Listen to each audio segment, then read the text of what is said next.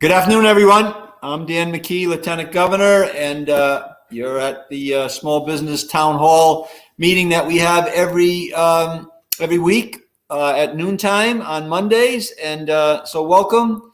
And I want to just say that to wish everybody a safe and happy and healthy holiday and Christmas coming up. And I got my tree in the background for the show, and I've got a little Santa on my just to kind of be festive. And but yeah, today we wanted to talk about, again, continue talking about the small business issues. Mark Haywood will be on with as much of an update as he possibly can give on the legislation that Congress has just passed in terms of the stimulus package. The one thing I wanted to do as I'm opening up, you know, that I always talk about the education. So we're going to talk quickly about that, just be very repetitive. Hundreds of hours of lost learning time right now, our students, and we need to do something intentional to make up for those hours of lost learning time. Again, I'll continue to say private school, public school, charter school. It doesn't matter whether high income, low income, moderate income, minority, non-minority households. It doesn't matter. Right now, our kids are losing valuable learning time to no fault of the districts. They're doing the best they can. In fact, they got more than they can handle. So what we got to do is we got to figure out a way to get as much of the learning time back as possible. And I'm proposing that we take a look at what I did as a mayor in Cumberland, where we put a municipal education department together, 52 weeks out of the year, helping kids how to learn how to read, do math, do middle school work, high school work, leadership programs, art, music, very academic, 52 weeks out of the year. We could be very intentional about the lost learning hours that are going on in our kids' lives, which is going to impact their long-term, earning power. It's going to impact the families in a very challenging way. And then ultimately it will impact all our communities in the state of Rhode Island. So let's do something there.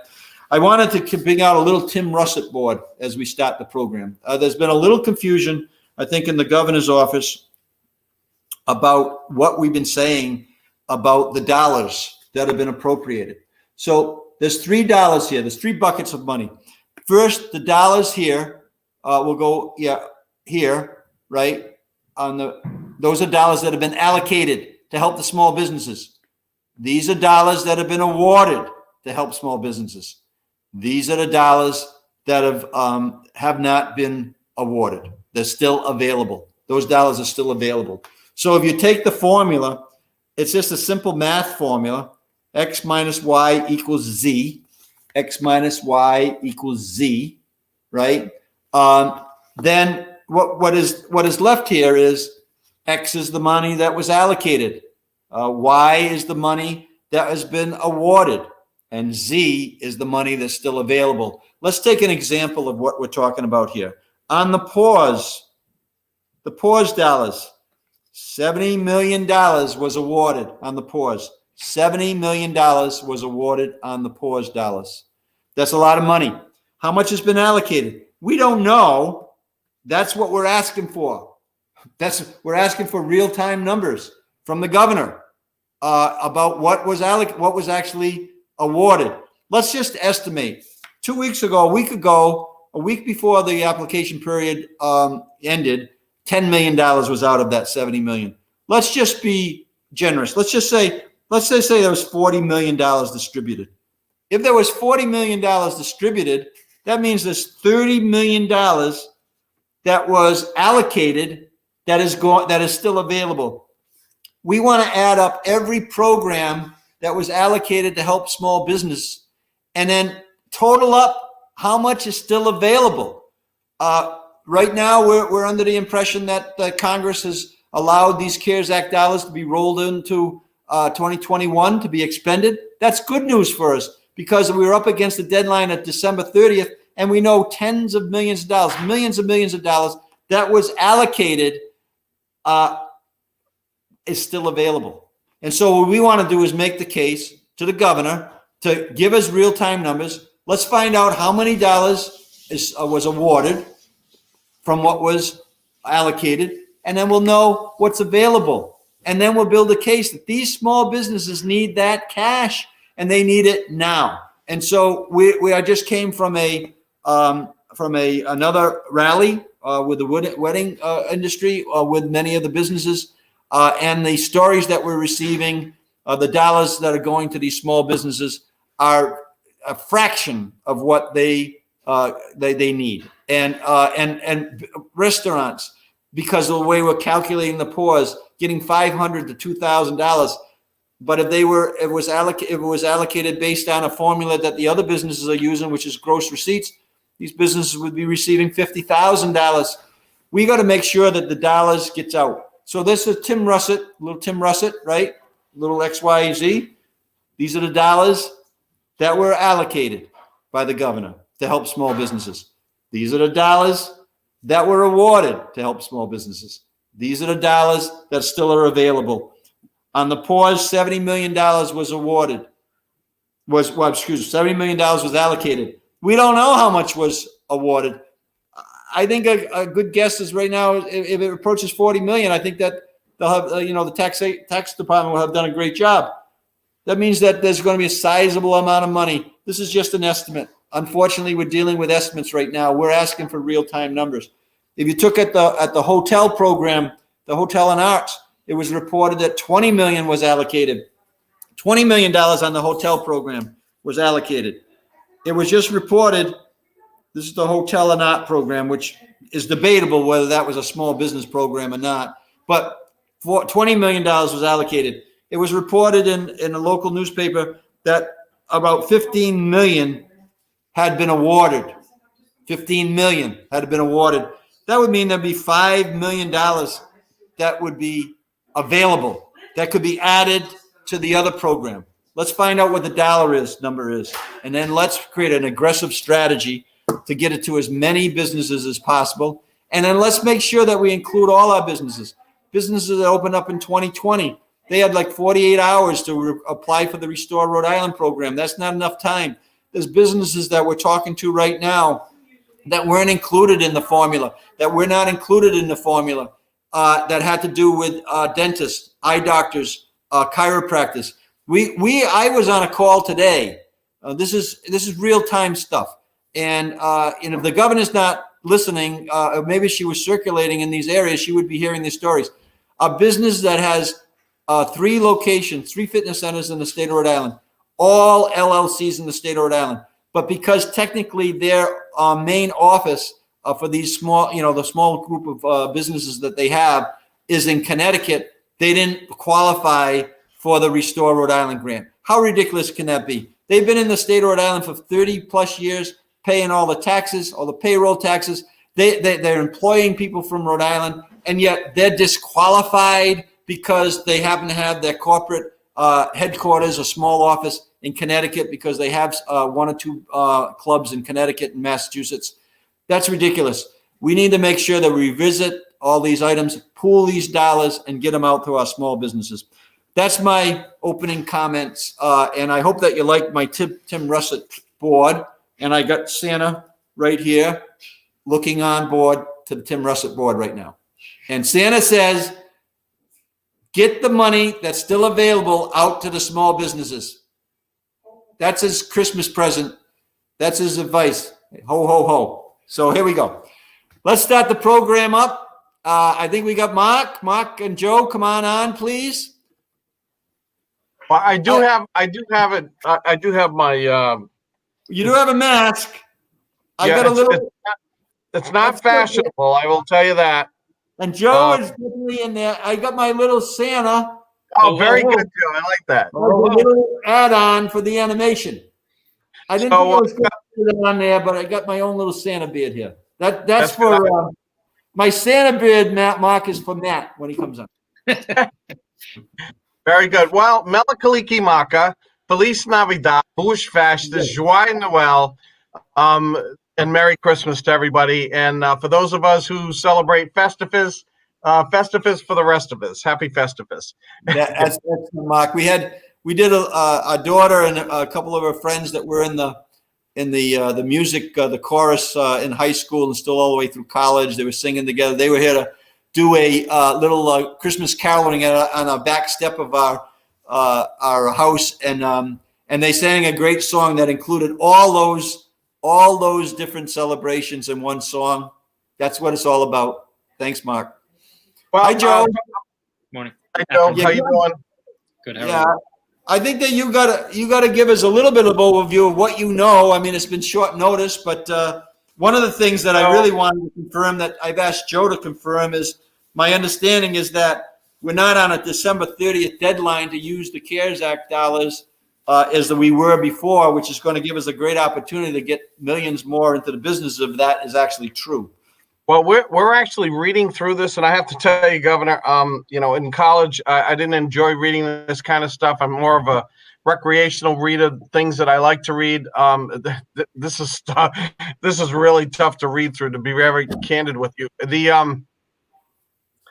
It's kind of like those law books, Joe. You know what I mean? No, this is every time you get a Latin phrase, you're just wondering what your next phrase is going to be. But let me try to give you and I'll be very candid with you. We're still trying to figure out, because the EIDL program ends as of December the 31st as well. And we have not found anything in here that extends the EIDL program, just the regular loan program for COVID relief, because we do see EIDL advance, but that's entirely different. So let me the Paycheck Protection Program, there's a second draw in loans. It creates a second round of PPP loans for eligible businesses. It defines an eligible business for a second PPP loan that has no more than 300 employees and has demonstrated at least a 25% reduction in the gross revenues between comparable quarters of 2019 and 2020. And just, Governor, things change so quickly. Yesterday afternoon, when I was talking to somebody before this passed, that actually was 30%. So it went down 5%, and that's why I say a lot of this. And this is just a kind of a highlight that I got, and I'm still trying to go through all of the language. It establishes a maximum loan size of 2.5 average monthly payroll costs up to $2 million. Allows small businesses assigned to industries in NAICS Code 72, which is accommodations, food that helps, food services to receive PPP second draw loans equal to 3.5x average monthly cost. So for the restaurant industry, they will be eligible just for a little bit more than other standardized. And I say that also includes hoteliers as well as restaurants and food.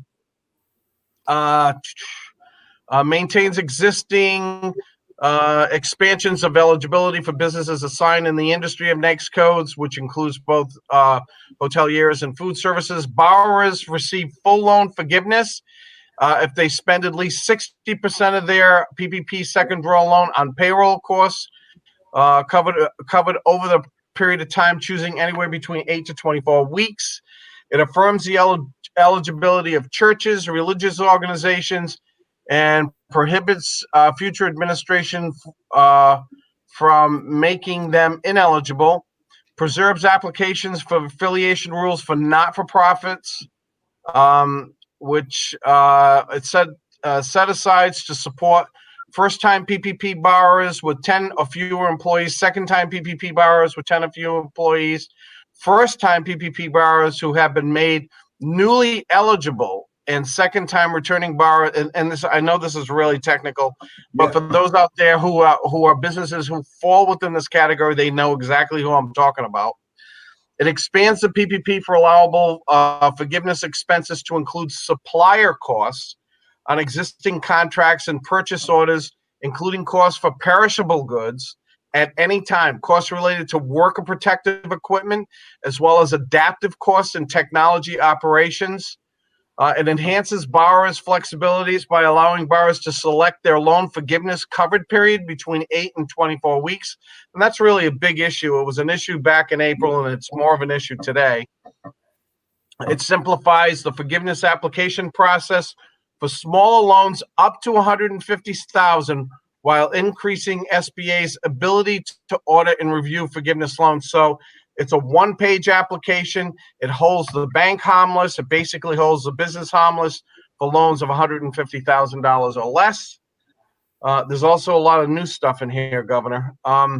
Allows borrowers to include additional group insurance payments when calculating their PPP payroll costs. Allows borrowers to return all or part of their PPP loan to reapply for the maximum amount applicable. You cannot go above 10 million. So if you had 8 million in the first round, your max is 2 million in this round. So there are certain criteria. It establishes a loan amount calculation for farmers, ranches, to better align itself with recent years' income. It defines seasonal employer, and this was a huge issue, particularly for our coastal areas, Block Island, Westerly, where they were having an issue regarding what a seasonal employer is. It expands PPP eligibility for certain 501c6 nonprofit and designated marketing organizations with 300 or fewer employees and that do not receive more than 15% of their revenue from lobbying. So this is an issue, Governor, that you had talked about early on about chambers and other associations being able to apply for PPP loans. So but it's very specific. They cannot receive more than 15% of revenue for lobbying. It expands the eligibility to local newspapers, TV, radio stations previously made ineligible by their affiliation with other stations. So it also opens that up. Governor, all I've done is started at the tip of the PPP. You and I could go for an entire hour on this. I will say that it does, $284.4 billion for the payroll protection program, $25 million for Minority Business Development Centers and Minority Business Development Agency, MBDA, $50 million for SBA for PPP auditing and fraud mitigation, and I'm going to come back to that one in a second. $15 billion for grants for stages, live venues, theaters, museums, and zoos. That's $15 billion. $20 billion for EIDL Advance Program, of which $20 million is for the SBA Inspector General. $3.5 billion for continuing the 7A Debt Relief Program. So, Governor, on that, basically, as you well know, SBA paid the loans of SBA loans that were on the books for a period up to, I believe it was maybe 6 months. So probably was up to October. What that does now is that continues that. I'm not going to get into the nitty gritty of that, but we can at some point in time in the future. There's just so much here. Yeah, I think it's a wealth of information, Mark. And right now we're not time sensitive on it because all those applications and all those dollars are not going to open up for at least a few weeks or more, right? What do you have a sense of a timeline on this at all? So one of the first lines of the bill, and Joe, this is what I went back to Washington and I said, can somebody please explain this one to me? I've been in government for 40 years, maybe too long, but it says, quote, requires the SBA administrator to establish regulations to carry out this title no later than 10 days after enactment of this title. So I don't believe the president has signed it yet, but I think it's going to be signed today. So the question that I went back to Washington, are we talking about 10 business days? Or are we talking about 10 calendar days? Because it doesn't say that in here. Well, that's going to. So if we're talking about 10 calendar days, we're talking about the second of. So today's the 22nd. So it would be the 3rd of January. If we're talking about 10 business days, because the president declared the 24th a federal holiday as well as the 25th, and then you have the 1st as a federal holiday. Joe, my calculation takes that out to the 8th. Okay. So I'm not sure what that is. So, Governor, that's the parameters. But the agency does have. We've got to change some systems. We have to. I'm back on your screen now instead of reading. Um, we've got to change some systems. I've talked to some friends who are working on the systems. I mean, some of that is pretty significant. So in the meantime, what it also did, it said that if you got an advance, you applied for PPP forgiveness, and then let's say you had $100,000 PPP, you applied for $100,000 PPP forgiveness, you got a $10,000 advance, so you technically had a $10,000 1% loan. That's now forgiven. So, excuse me. So the banks are going to have to go back, and they're going to have to redo those back to the SBA. I will tell you that there's a lot of work here. Yeah, there's a lot of work in a short time frame, but I think it's good that you introduced it today, because I think many businesses are hungry for those that help, and we know that, you know, Rhode Island was not alone, but not every business that qualified last time got into the application process, and hopefully we got more information out with our coalition, this work, you know, that we're going to get more and more dollars into Rhode Island, because last time. Just the PPP alone, I think you said it was almost $1.7 billion, if I remember what it was, into Rhode Island. So it was a pretty large number. Yeah, it was 1.87 billion, almost $2 billion for Rhode Island alone. And remember, for people who are listening to us right now, these are loans that are applied through your participating lenders. So if you have round one, you got to be going back to the same people on round two.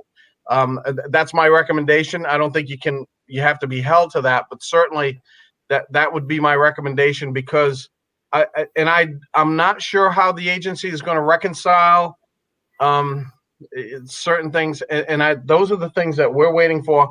The complication here, Governor, is we're right in the middle of the holiday. Yes. Oh my gosh, we know. So Mark, I think one of the other things. Mark, as soon as we have more definitive information, I mean, what you gave was a broad brush, but I think that it's good news. And when we get more definitive, we'll create a full half-hour segment for you once we have this set up, and making sure that you're front and center, and and for questions for people out there as well. Of course, they can go to your website, which is there. But right now we don't have enough, and we're still at least 10 days. Either 10 business days or 10 calendar days away from anything becoming available at the moment. So that's the earliest that we'll see it. So I want to address the other side of this, because I know that there are some reporting going out and I have had general discussions with WPRI, with Tim White, who's a very credible person, and I know all of the stuff that he's talking about. This is because now there are some changes that are going on in our system. So if you have been a victim of fraud, Ben, if you could put the address back up. If you have been a victim of fraud, please send us an email, because what we learned last week is the agency now may require affidavits. And if that's the case, and you've already filed and you didn't file an affidavit, we're going to have to go back to you. And I think that's really important for us to, be able to get accurate information out to the community as best we can, so that we're getting everything to the people who have actually been affected. We want to make sure that those particular loans that you have been defrauded of, and where your name has been used. And I think there were some compelling arguments last night by numbers of people. The issue of farms just blew my mind, and I had known about that, and I had, I was asked about that, and there were a lot of discussions. I just think for the long and the short of it is we need to capture as much of that information as we possibly can, and so that when we go forward, that you're not being held liable for something you never applied for. That's the bottom line. Yeah. So we need. So it's concerning to me. Well, it's good to have you on board, Mark. I'm glad you extended your stay another year, Governor. So I'm glad I didn't realize I was going to get all of this. We're going to get a lot of money into, when you talk about that much money into our state, that's a huge amount of money, and you were very, integral in making sure that happened last time. And again, we'll give a little jump start because of all the work that we've already done, and yourself included. But that's a lot of money. I know we're waiting for $50 million or so more to go into on grants. But when you start talking about this money, this is a game changer for us, and we'll get right on top of it with you. Joe, do you have any questions of Mark? I don't have any questions, but I think it's probably a good time to ask. We've had a lot of questions and concern over the IRS's interpretation of how to treat forgivable loans, and this bill actually does address it, even if it's not in the SBA area. So previously the IRS had said because the forgivable loans would not be counted as income, taxable income, that you could not deduct any expenses you paid with those forgivable loans on your 2020 taxes. Section 276 of this bill, I'll just read briefly from it, page 2004, no deduction shall be denied, no tax attribute shall be reduced, and no basis increase shall be denied by reason of the exclusion from gross income provided by paragraph 1. So the bill actually did address it directly. Talk to your accountant, talk to your professionals about that. I know there's been a lot of anxiety. A lot of people are on a fiscal calendar, which is expiring. That was dealt with. It's in the bill that we expect to be signed by the president today. Yeah, as well. you know, Joe, and by the way, I did read that provision, but that's in somebody else's bailiwick. And people have been trying to decide, do I ask for forgiveness in this year or do I let it go to next year? I think that really clears up a lot of those issues. Good, put it to bed. Yep. Yeah. Thanks, Joe. Hi, Ben. Ben, you got something? Ben, Hey, you got Mark. something? Yeah, I'm just gonna ask a couple questions real quick because go right we have ahead. to move on. But do financial advisors qualify? I lost Ben. There he is. Oh, all right. Do financial advisors qualify right now? Do you know? Well, it would depend on how they're organized, Ben, and whether that organization that they have would qualify as a small business or not. I would think, Mark, unless there's a specific. Yeah, no, I mean, as long as you're considered to be a small business under the Small Business Act, you have less than 300 employees, I would imagine that you would qualify. There are a boatload of people who didn't think they qualified last time. Because if you remember, if you add some of the bigger, where people have multiple places, they're above 300. Financial advisors, I'm going to say probably yes, and I'm going to go back in and see whether or not they do. Second, and this is the last question that I'll ask for today. PPP apply through the same lender you got the first PPP loan from? I'd certainly, listen, we always recommend you go back to your original lenders if you have a relationship with those lenders, only because they have all of the information that they would need. If you're less than 150,000, clearly it's going to make it a lot easier for you from that perspective. We have not polled all of the lenders to see if everybody's going both boots in. But that's a question, Governor, that I've heard from one lender that's apprehensive, only because they have so much work from the first PPP. They're saying, do we really want to get involved in this again? And we're saying, sure, why not? Give it a shot.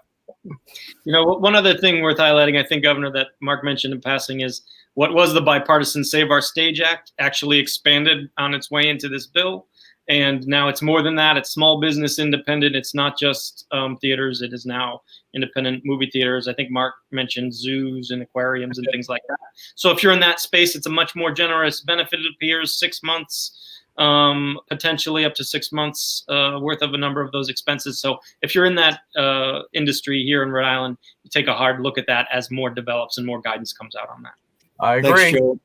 Thanks, Mark, and we'll have you back next week and a little bit more information, but we'll post whatever you send our way and make sure that our businesses get a head start and jump. Oh my God. I say hi to Matt.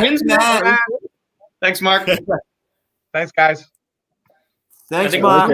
Yeah. Very good. Very close. Hey, Mark, you got a little special Santa here for you, a little beard.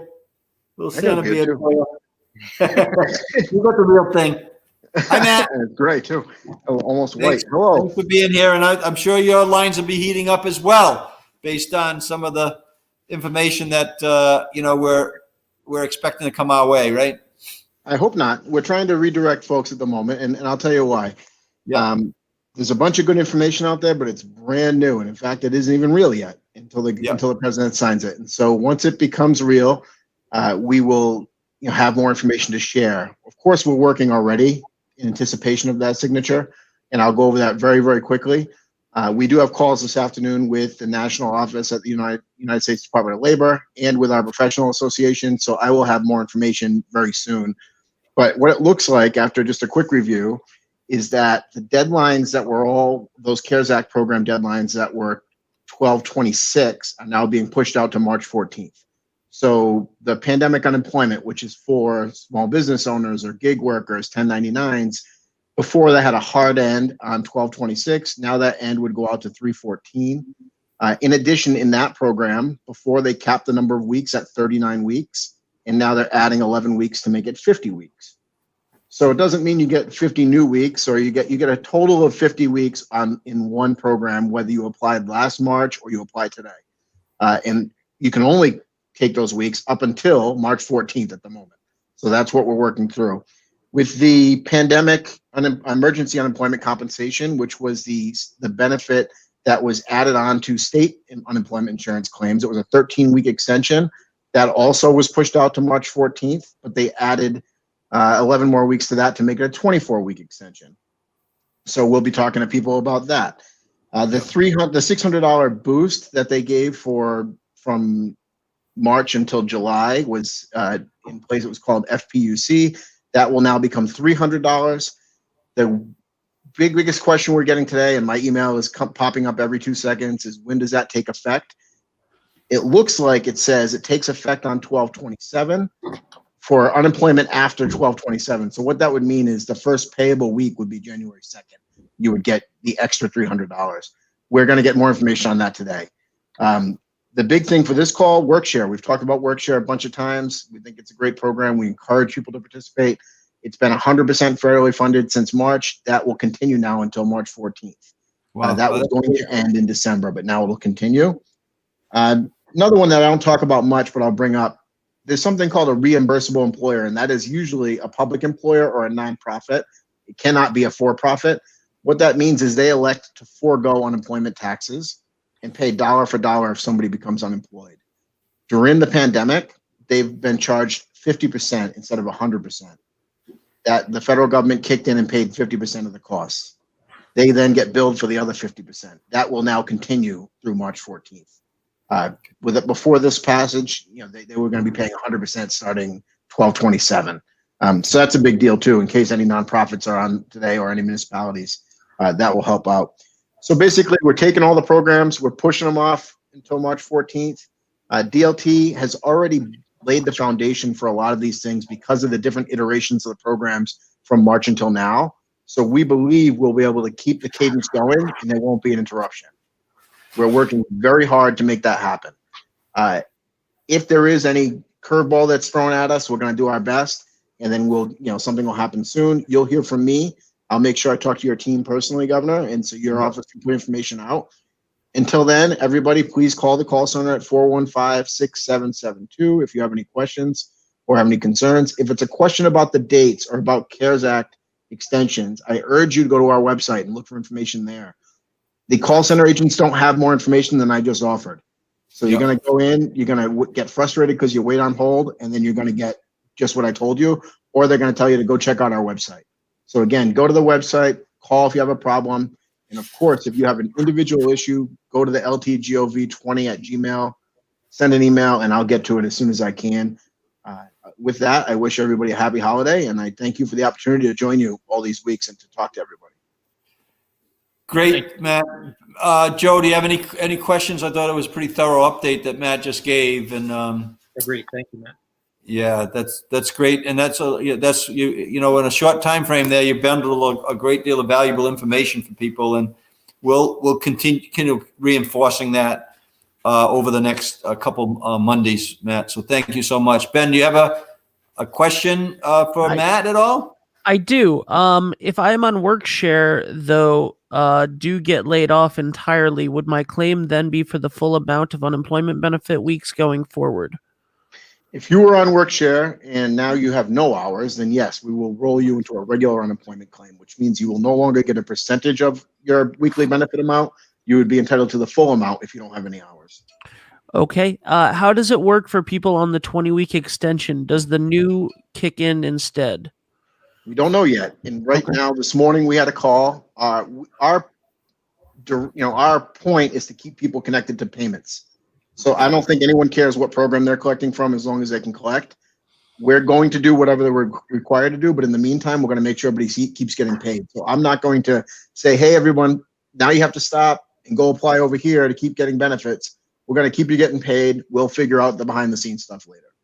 Awesome. Thank you, Matt. Thank you. Matt, thank you so much, and Merry Christmas to you. Enjoy the moment with your family. This is a time to count our blessings. We all should be out there counting our blessings, and stay safe, right? Stay safe, Matt. Thanks so much. You. To you as well, both of you. Thank you. Thanks. Right back at you. Liz. Oh my God. You're definitely there. I got mine. I don't know if you've seen my little Santa. No matter what we do, it's done again. I got a little Santa going on here too. But That's beautiful.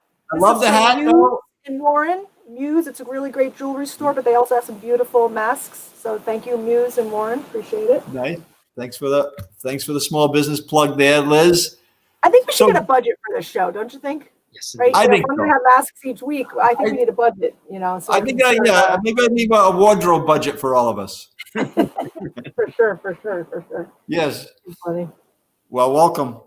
A lot of stuff so going on there with the SBA and the DLT, and so give us the update of what you're working on, because you did have news that that we got out of the pause, and what does that mean, and what does that look like right now, Liz, to the business owners out there and the people out there that are frequenting our business? Besides, you still got 48 hours to do your shopping. Go to a local small business, as Liz just did for her mask.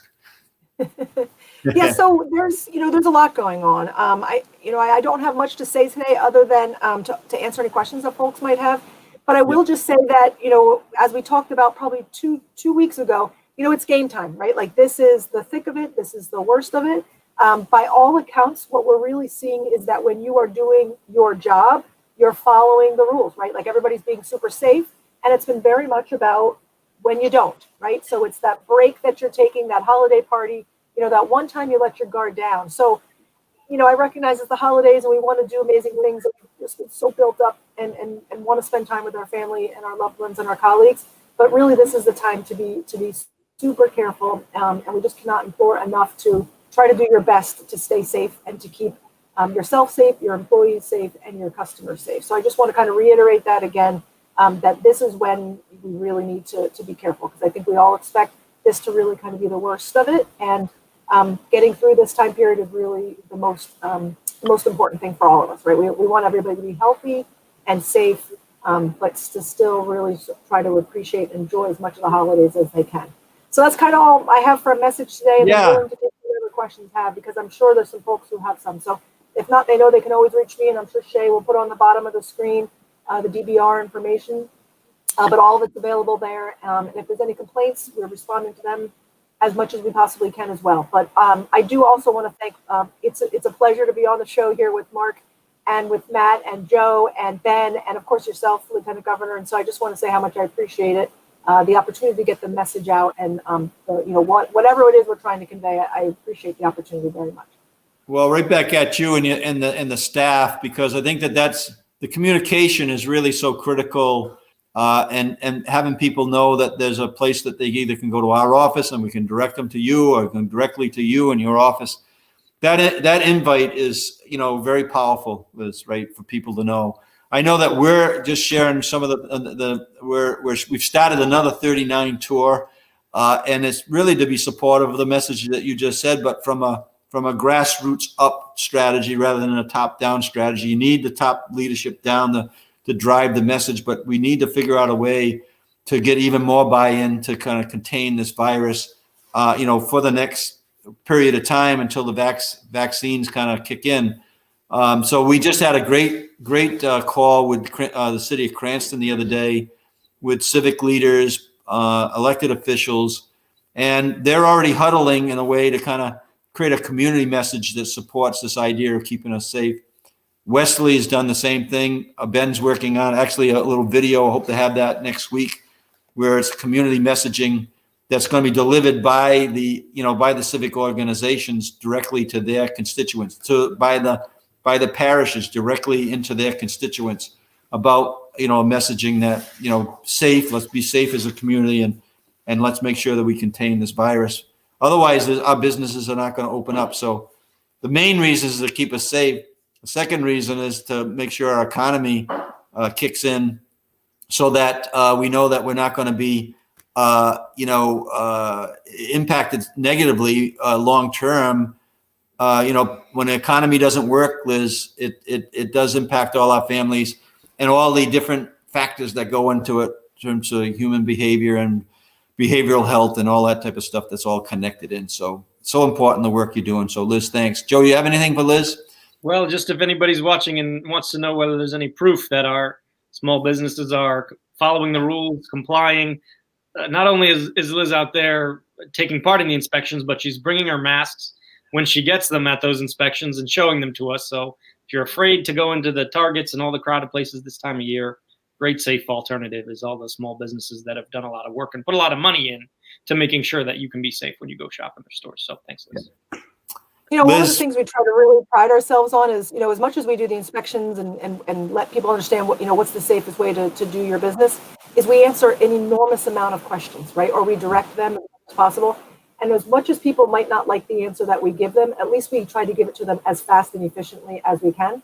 So that's a big part of what we do that people don't even realize, several hundred questions, complaints per week that we're dealing with. So that's something we take really big pride in, is at least getting you an answer so that as quickly as possible. Yeah, that's, for this immediate time frame, so important. But I think that the trust factor, Liz, that you're building and your staff is building with the local communities and local business communities is going to carry over. And, one of my main goals is to create even a more small business friendly state. Was on the call with the Kaufman Foundation last week, and we're connecting our coalition together, who is starting to form a nonprofit so that they can continually be this independent, another voice on behalf of the small businesses. And so hopefully we put a little request in that the Kaufman group would put a little seed money into that effort. We'll find out. But yes, building the confidence right now, but also carrying it forward, Liz. Thank you so much for all your work, and enjoy the moment with your family. That's what we got to count our blessings. This is the time to do it.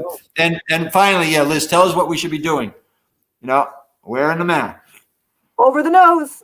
Got to be over the nose. You don't need the Santa, but it brings a little smile to your face. Yeah. I just want to say thanks for the colors. I saw Matt, Joe. Everybody's got the nice festivity. I like it. Very nice. Yeah. Very much appreciated. Okay. Thanks, Liz. Thank you. God bless you. Thanks, Chris. Come on. Chris, I know you're just at the rally for the wedding industry, along with focusing on small businesses. But give us a little update of what you're working on. The call Monday was very active, and just give us a little bit of an overview of what's happening and how people can continue to stay involved in this effort to help the small businesses through the coalition. Yeah, thank you, and thank you for your continued leadership since the beginning, Lieutenant Governor. We really appreciate you. Talking about the rally, we were just support of the wedding and event professional industry. They had a rally 2 weeks ago. They have a rally again today because they have not received the support that they requested for. They did not get the meeting with the governor that they requested for. And frankly, they're just running out of time and running out of money. So, they were very clear in what their phased approach would be. So we were out there and to support, because it's so important to organize, to advocate, and to voice your concerns. It's how things get done in our government. So I really support, that coalition, the Rhode Island Small Business Coalition and Lieutenant Governor's Office. We were there in support of them as well. So in terms of the Rhode Island Small Business Coalition, you alluded to it very, wisely and easily in the beginning. There was money allocated to small businesses. We need to know how much exactly was the money spent, and therefore we can get an accurate number of how much money is truly left to put back into the hands of small businesses as soon as possible. Having that potential December 30th date extended throughout the 2021 year is great, so we can really work with the governor's office and ensure that we're allocating it properly. But we also got to give them a deadline, because these small businesses don't have many more months. They don't even have weeks left. So, our job is to make sure that when this gets rolled out again, that it gets rolled out quickly and equitably for our small businesses. Yeah, I get the Tim Russett board again. I think it just makes all the sense in the world. You got 3 buckets, like you said, allocated, awarded dollars, and available dollars. And we really need to know that. If you look at the pause, again, for the people who didn't see the beginning of the show, what Chris is talking about, $70 million was allocated for the pause. We don't know the real-time number right now, but we do know the last number we heard was 10 million went out in the first 2 weeks of the program. So let's just say this, let's just say that 40 million got out. I think that's a pretty good number. There's still 30 million. There still would be $30 million available for our small businesses. And if you did that, Chris, for every program that the governor said was a small business program, you would find out how many dollars were allocated, which I think the governor keeps on saying how we've done so much, but until you know the real number of how much was awarded, then you're not gonna know how much money is available. That's what we need to continue to focus on in terms of that area.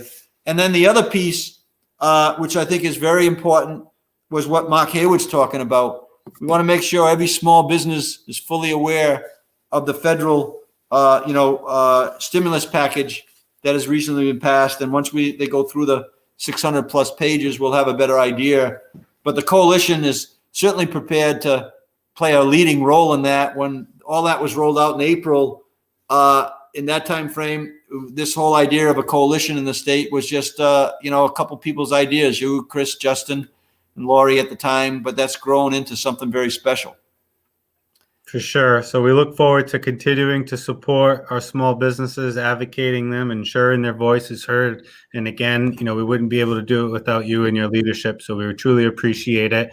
There's a lot more work to be done. There's not enough time. So we there's the holidays coming up, but we're working through it to ensure that, these small businesses get, the help that they deserve. Yeah. When if we could get real-time numbers, Chris, from the governor, those are facts that we need to have. We're very careful, whatever I say and whatever I, offer up to the coalition, that's real information. And then that's really important that we continue to have real information. So, when the governor's saying that we don't have our facts straight, we take real strong, offense to that, because we're very careful with the data that we put out. I mean, all along we've been accurate about that the funds, the CARES Act, could be used for small business grants, could not be used to plug a hole in the budget. Very careful about the deficit issues when I was reporting back that the deficit was significantly less than what the governor was reporting at 900 million. That ended up being accurate as well. We talked about the deadline of December 30th. That's going to change, and that shift is new information.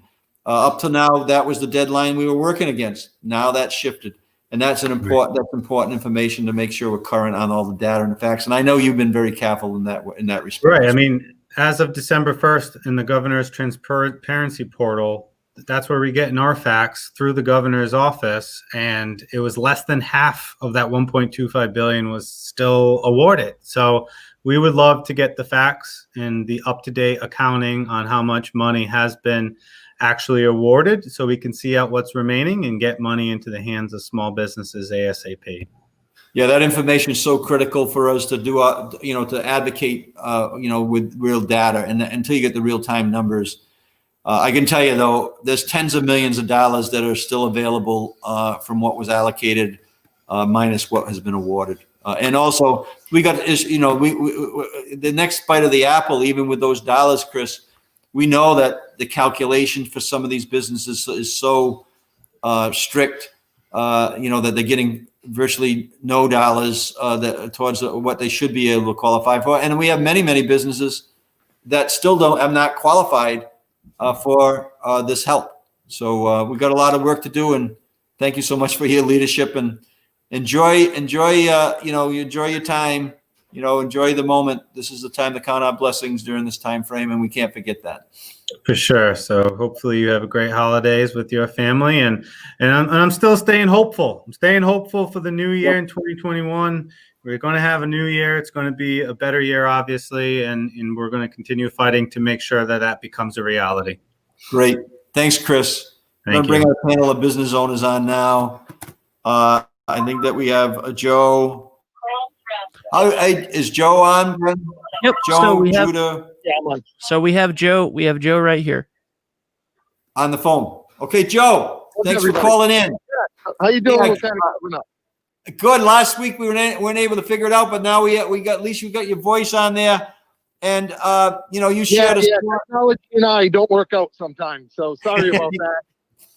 Well, we can hear you loud and clear, and you shared a story last week with me that I thought was really important because I think it's a story that many of our businesses are going through right now, I think that I'll just set it up a little bit. From what I remember, Joe, our discussion was that, that when certain businesses are shut down, like skating rinks and that type of thing, that impacts other businesses that are in the sports equipment business.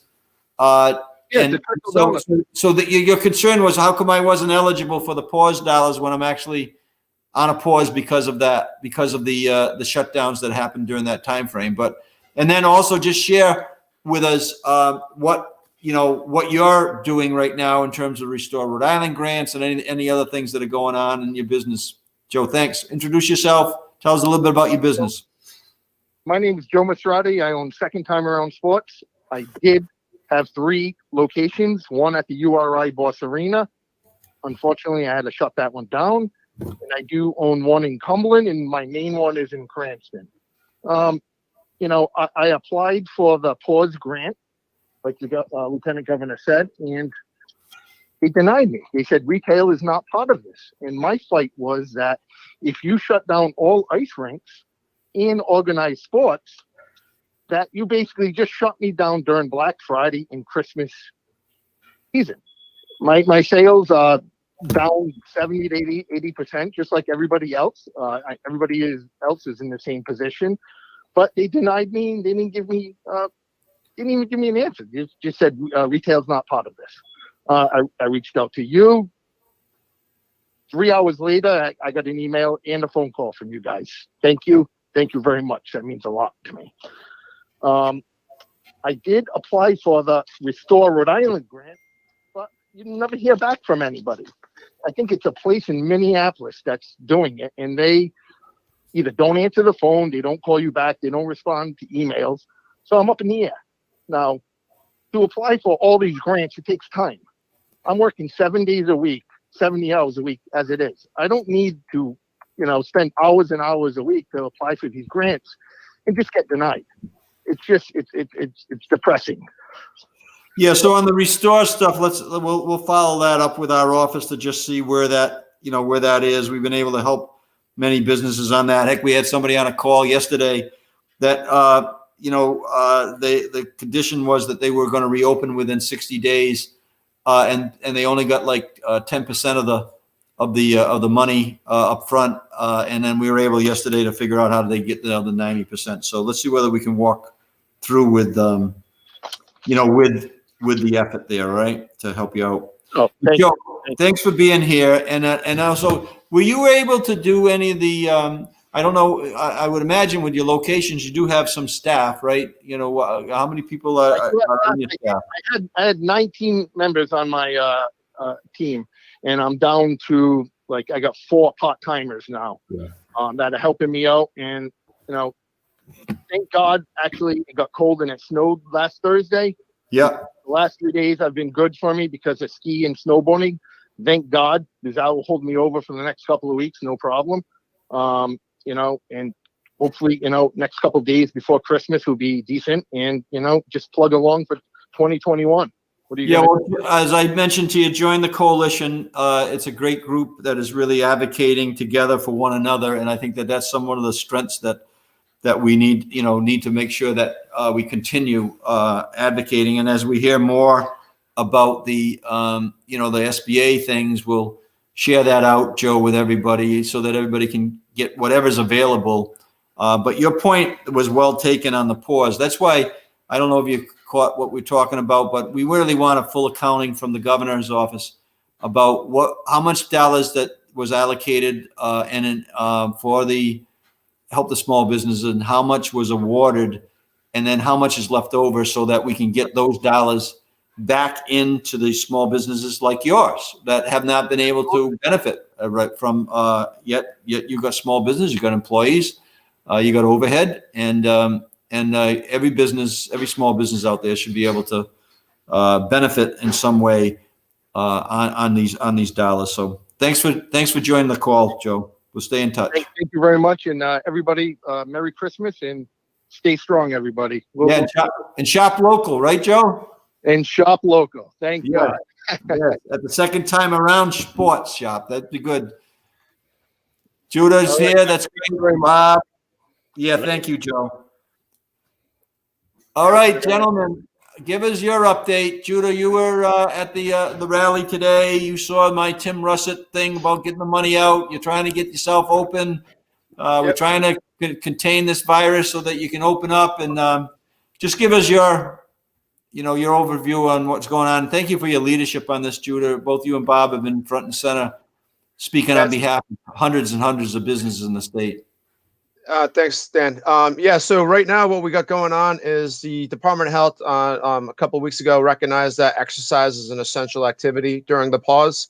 And we realized, and they realized that if exercise is essential, then we should be essential businesses. We want to make sure that we don't get shut down again for any reason whatsoever, since we are essential in their eyes. And so we have a petition that's going on where we want to be recognized as and declared an essential business in the state. Right now, there's like 2,475 people who signed it, and we're hoping to get over 3,000 by Christmas. The other big piece of the puzzle is, if we're essential, which we believe we are, COVID has wreaked havoc on the state of dishealth that this country's in and the state of dishealth Rhode Island's in. And we want to work with the Department of Health, making Rhode Islanders healthy. And just imagine had since March, the Department of Health worked with us to get Rhode Islanders up and moving and active, instead of closing us down, make us open and make us essential and make us work with people and make them healthier. Imagine how many hospitalizations we might have prevented, how many, potentially a few deaths we could have prevented. And we could have, by us being open, we could have had a better grasp on this virus, and we could have helped save small businesses, help save lives. That's the most frustrating piece. All right. That we're the opposition when we should be working in collaboration. Yeah. And Judah, again, I think that you've said it over and over again. Look, we want to be open. The grants are great, but we want to be open. The assistance out there is great, but we want to be open. And hopefully, with your leadership and others in the coalition, and we're making that point. And I'll just add, as we try to be creative with strategies, as a former health club owner myself, and I understand the values, for all different age groups of exercise and what that means, both physically and mentally. And, we subsidized some, in the hotel industry where we're actually picking up the cost for some rooms for them so they can discount their rooms. Well, if we are essential to the health and fitness, then that should be something that we're looking at as well, so that people who are not currently involved with fitness, they got the ability to have some sort of help, to enter in. Some people have a cost issue that they have to deal with, and this is the time frame to, if it's good for the hotel industry, it's good for the fitness industry. That's the way I would look at it for that. So Bob, say hello. I like hello, your Mickey sir. Your Mickey Minnie. You headed to Disney for the holidays. You already got the Super Bowl ring on, or what? Well, everybody else was looking all festive, so I wanted to, add to my part of it. Just let you know. I saw the Santa. All right. So first, thank you for all the work you've been doing, and because of all that work, I'm gonna let it slide that you called me Bob twice. I called what? That you called me Bob twice. I don't go by Bob. What do you go by? Rob. Robert. Okay. All right. Well, All right. I'm right, glad I'm so- forgiven. so my thing is it's the safety aspect. Like, people think gym, they're thinking huge big box gyms with people all over the place. But with what I do, what Judah does, what other people do that have these smaller boutiques, smaller facilities, it's so much easier for us to control. It's so much easier to control the spacing, to control who touches what, when things get clean, how often they get cleaned.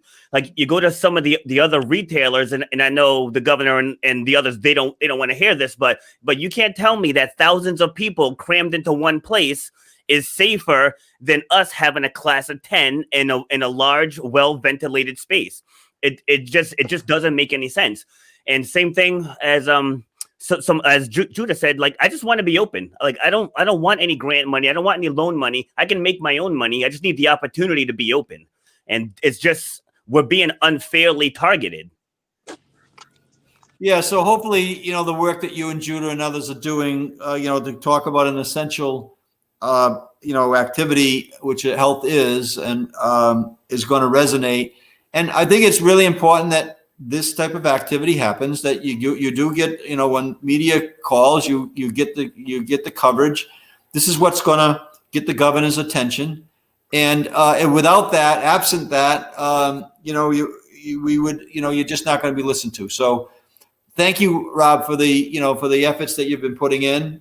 You represent not only your own business, but hundreds of other businesses, just like Judah does in the fitness industry. And I still recall my first conversation with Judah in the late spring about, working on this. So your consistent and persistence here is going to pay off.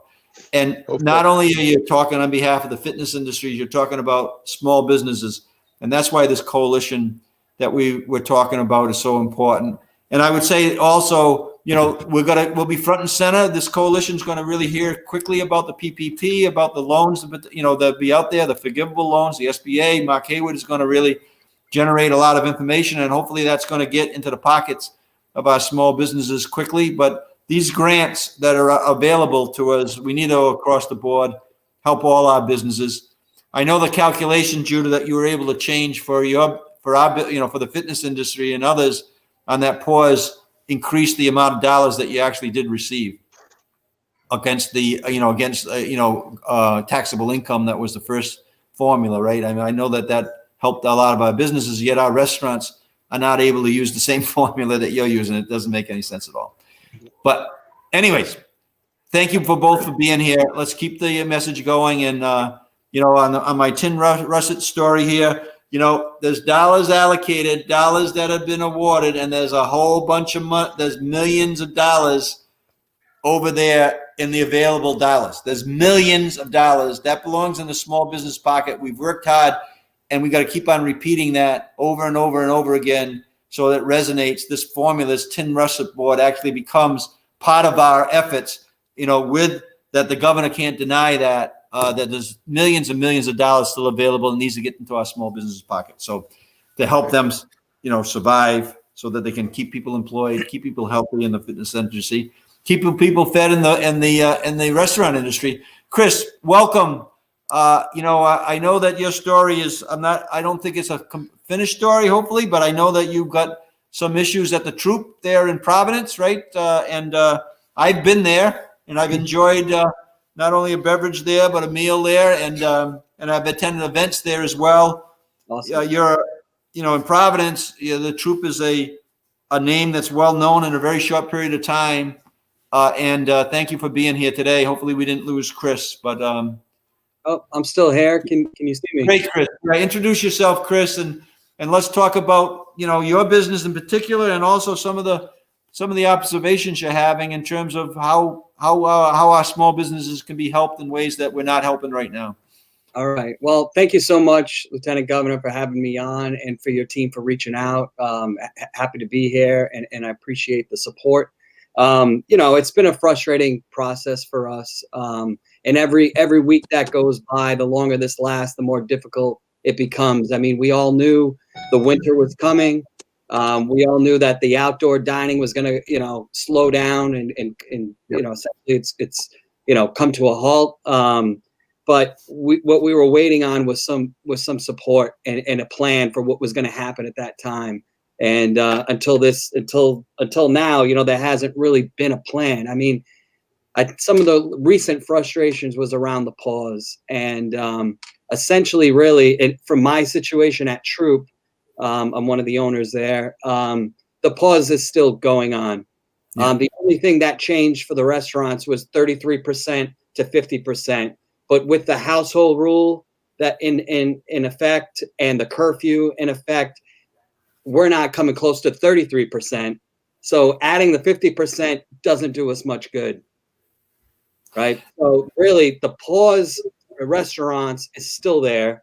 The only thing that has paused is the financial support that came with it. We were told on the day of the pause by the governor, and when she addressed it, was to not put people on unemployment and to take that pause money and to pay the employees. Well, I'm glad we didn't listen to that advice, because we still don't have the pause money. Yep. And weeks have gone past, and I laid off another, high percentage of our staff. We had about 30 people employed, and now we're down to, a skeleton crew, just trying to hang on and get by. And, we didn't really say much. We kind of rolled up our sleeves. It's not really our intention to ask for much. We're like, we'll fight through this. And we took all the restrictions very seriously. We're one of the safest restaurants. There's a lot of people doing a lot of good things, but even the Department of Health recognized us. They came in, they shot a video at Troop to show, the efforts that we were taking into making things safe. And they were impressed by them. So, we want to keep people safe. We don't want to be part of the problem, but, really one of the solutions was blankets and fleece sweatshirts for the staff. That money could have been much more. Chris, let me ask you a quick question, and so you can kind of expound on that a little bit. Because we've had these competitive grants, which I've been against, because some people win, some people lose, more people lose than win. We've had these take it outside monies that have been distributed. We know that there's not a lot of take it outside going right now, unless you've got a ski resort going on, right? What was more, you kind of alluded to it, but finish your thought on it. The cash to the businesses of your business, in terms of you determining how to spend that monies that will be available, it sounds as though you're saying that it was better than getting a blanket that could get wet when it started raining outside. Yeah, the blankets, it was almost comical. Like, it seemed like we're the experts in our industry. We know what we need. We know what money would help us to survive. And like a blanket and a sweatshirt, I want, I'd rather it go to homeless or something, not to the people dining. Yeah, and the other thing too, Chris, just to let you know, and we're look, anybody who gets help is good, but I've kind of felt as though we should have this shotgun approach. Dollars go out. Look, no grant is going to save a business long term. It buys time, and so I'm a small business owner, and so I've gone through these cycles, Chris, that you're going through now. I went through the banking crisis where our business, we almost lost our business. We almost lost, potentially our homes, because small businesses have a lot on the line. They got a lot of signatures on the line. And so that's why I'm taking this so personal. So these competitive grants, they should have been pooled into $1 and distributed as equitably as we possibly could to as many businesses. I'll be on a call, just a personal call, because through a call that we had yesterday with the pizza industry, and somebody mentioned that this one owner didn't receive a competitive grant, and now they're thinking about closing up and leaving because they got such a bad taste in their mouth. Yeah. But you know what to spend the dollars on if dollars were available, and how to keep absolutely, and so it's been a series of frustrations between the process and some of the applications. Obviously, they're time consuming. We just got denied the adaptation grant. And the reason we were told was that the applications overran the funding. So, I mean, I realize that not everybody can get the money, but we don't know why. Did we ask for too much? Did we ask for too less? We would have taken less if that was a problem, but it was, you don't have it. And so we were banking on that. We were hoping for that. That's what we're hearing, Chris, is the expectation was high and we didn't deliver because we made it competitive. And that's why I think right from the beginning, we got to be honest with people. There's a certain amount of dollars we have, and we're going to distribute them as fairly as we can. To have people compete for those funds is really cruel. I mean, because you were depending on those funds, and yet you are maybe, I don't know what the percentage was, but maybe 10, 15% of the people might have got some of the funds. And a lot of the funds that were allocated, no fault of the small businesses, they were allocated in a way that the people, if they had the cash, they would spend it differently than creating a virtual program of some sort. They had no intention of doing a virtual program and spending the money on that, 10, 15, 20,000. That money came in, they keep their business going. So yeah, I'm glad you mentioned that, Chris, because you're not the first person who's telling us that story, especially about the competitive grants. Right. And we know some others that, very similar applications, they received it in full, Yeah. And so there's no rhyme or reason that we have any visibility into. And it's just either a yes or no. If it was, well, you know what, that's too much, here's a little bit less. Oh, it's something, but so tried to follow up, haven't had any luck with that yet. No pause money. Unfortunately, the PPP first time around, we've been so on top of these grants. We applied the minute we hear they're going out, even with the adaptation, right on it, right? And it takes a lot of time and effort. The PPP, being early and on top of that actually, worked against us. It was it did. Because we first off, we didn't know if we got it or not. All of a sudden, the money appeared in our bank account, and we're like, great, we have some money. We had to start the rules at the time. We had to start spending it 8 days after receiving it, and we had 8 weeks to spend it. Yes. During that time, we were told by the state to take out only, and then eventually outdoor dining.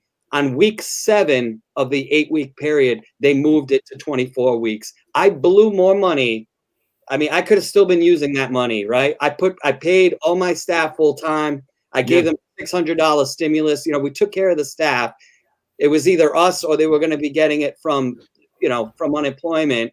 But, we took on that burden because we had to spend it to get it forgiven. We were able to get it forgiven, but I have nothing to show for it. Yeah. So Chris, let our office, join the coalition, rismallbusiness.org. We want you to survive just like every other small business in the state. There's a light at the end of the tunnel a little bit with the vaccine, with the PPP, which is going to be structured better for our small businesses. They'll have a little more information. We want to, certainly play a role in helping you and others walk your way through that. But I think, in terms of the dollars that are available, just remember this, this Tim Ressert design here. There's millions of dollars left available, Chris, that can help you right now. And we need to really advocate for it. This represents the dollars that has been allocated. This column represents the amount of dollars that have been awarded. This represents the dollars that are still available. And if you just take the pause, again, I'm repeating this over and over again, hopefully that people see it, because I don't think they fully understood it. The governor didn't when we sent the letter, because we haven't got a response on this. But 70 million went to the pause. I can tell you that, we don't know the number because that's not being shared, but we need to know the real number that's been awarded. Just based on what I've heard, if it's reached 40 million, that's going to be a big number, I think. I don't think it's going to get much higher than that. It's tough to go out and estimate. But there's going to be a huge amount of dollars, millions of dollars, that's going to be left just on that program alone. Those dollars we need to advocate to go into all the small businesses. People are not going to get everything they need, but we need to figure out an equitable strategy so that the troop gets some dollars, and then the wedding groups that Luke's working on, and the fitness industry, and on and on and on. The travel agencies are suffering more than any business I know out there right now. They've been in the return the deposit business, as opposed to actually booking any travel. They are struggling. So we just got to find out how much money is available, Chris, that the governor is saying she's done better than any other state in the country. Well, maybe we've allocated on a per capita basis more than any other state in the country, which is still debatable. But have we awarded those dollars, and how much dollars is available? I think you're going to see tens of millions of dollars that are available. And then for every $10 million, you could send a $10,000 check to 1,000 businesses. So if you're talking about multiple $10 million amounts, you could talk about, a serious amount of dollars that can get into the small businesses. I appreciate you being here today. And I can tell you, I've enjoyed my visits when I've been at the troop. We had our campaign headquarters just up the road, during the campaign, and we got over there more than once. So we want you to be around. So hopefully you got that. We still got a little time left to kind of make sure that you're opened up and that when we get back to a better economy, you're thriving again, because you're a big asset to that area of Providence. All right. Thank you for your words, Lieutenant Governor, and thank you for the support and for having me on. I appreciate all that you're doing, and fingers crossed that some of that extra money becomes available for all small businesses, not just us. We know there's a lot of people in tough positions. We're just one voice of many. Yeah. Just take us. My belief: take the amount of money, do a shotgun approach, hit as many businesses as they can with a certain criteria, knowing that it's not going to save a business, but it's going to buy time. Some businesses might buy a week, some businesses might buy 2 weeks, some businesses might buy 2 months. But we got to get that money out. That was promised to the small business community, and right now there wasn't a plan to distribute it. Good thing that we can extend it into 2021, the allocation of those dollars based on what Congress has just passed on the stimulus bill. But you'd be a great spokesman, Chris. We'll get back to you, because I think that the media outlets that are working with us would love to talk to you. And I think that you represent not only yourself, but you represent large, hundreds and hundreds and hundreds of businesses, not just restaurants, but small businesses in general, and they're important to us. So thanks for being here. I'll help out whenever I can, and thanks again. I appreciate it. Okay, thanks, Chris. Luke, you just finished a little press conference. Tell us what happened at the press conference. We got about 5 more minutes here, but thank you for the work that you're doing on behalf of the wedding industry. That represents a huge chunk of our economy, and all the people that support the weddings, right? The multiple type businesses. Yeah, well, we appreciate your support. Thank you for coming down and speaking at our rally today. And, we just got to keep pushing and keep getting the word out there. I mean, if these funds are there, they should go to the businesses that need it. And our industry is one of the hardest hit industries of them all. I mean, we are at a point now where at least some of these industries can open up a little bit. They can try to get some business. We can do events with 15 people. That's all we can do. And let's face it, not many people have a celebration with 15 people. So it's really been trying for us. We're trying to get the numbers open. We've got a meeting tomorrow with DBR and Department of Health and Commerce. So we're hoping that will be successful. But, in the meantime, again, funding is something that we can still certainly use for our industry, because again, we've been closed 9 months, majority wise, and we're looking at another 3 to 6 months that our businesses will be affected. So if we can't open up for 2021, or at least get some capacity and or some funding into these people's pockets, it's going to be a dark winter for us all. And that's why we keep doing this, and that's why this pop-up rally came up on Friday. We decided we got to get out there. When we saw your letter about the transparency of where's the funds, where are these funds, we want to know where it's at, and we got to get it into our hands because it's needed. These small businesses need the support. Yeah, Luke, I think it bears repeating over and over again, because I don't think that the message got out as well as it should. This is the money that the governor has allocated. This is the money that's been awarded, and there's a huge amount of dollars that is still available, and we need to make sure that the governor keeps her commitment, that all the dollars that she's saying that, telling people that she's put forward, the headlines are long gone. We haven't awarded all the dollars that have been, allocated. Those dollars over there need to get to our businesses, and you're making a a very important, public comments about the wedding industry, and as you should, and we should be kind of trying to fairly distribute those dollars as possible.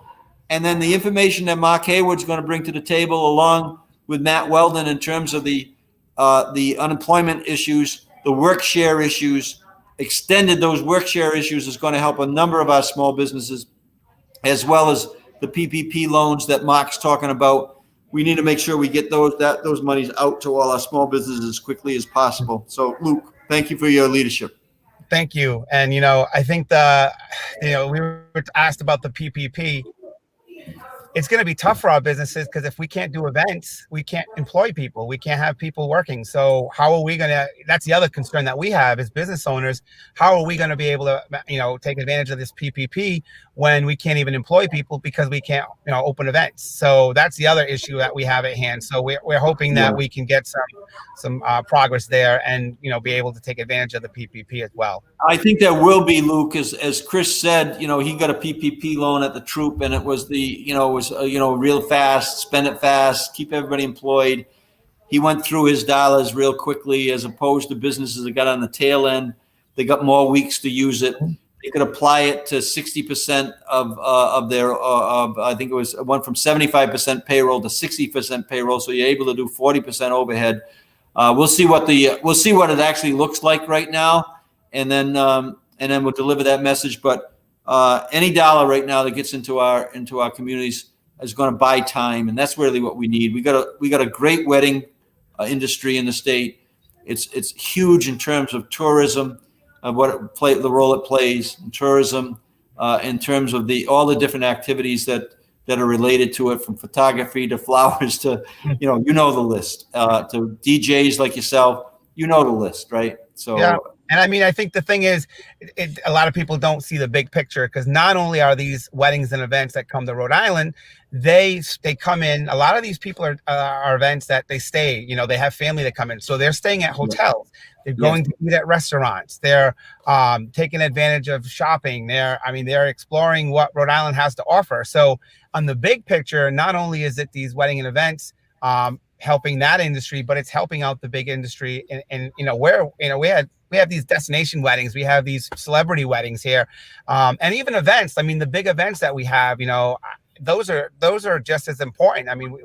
Rallies and we've had all of these opportunities for people to put together money for these foundations, and they can't even raise money through these events that they do. So we're going to keep fighting, and I hope that again, with your pressure and everybody, and Chris Parisi and everybody else that's been pushing for our small businesses, we just got to keep pushing, and hopefully 2021, which is right around the corner, we can continue to be heard and get what we need to survive. Thanks, Luke. We just got to identify what's available, get it to the businesses. We need to make sure that the vaccine kicks in, and then we get grassroots support for this, the health and safety, so we can build up, consumer confidence again in a way that, will increase the footprint for all our businesses. So thanks, Luke. Appreciate it. Thank you. We appreciate your support again, and happy holidays to you. And again, thank you for all your support. Oh yeah, I don't know if you saw it, but I have the Santa here. Oh, nice. I love it. Yeah, I didn't see it. So always, I love your mask. I love, you're always big on the mask. So, great to see that. Thank you again, Lieutenant Governor. Again, appreciate all your support, and keep fighting for us and our small businesses. We stay healthy. You as well. Thank you.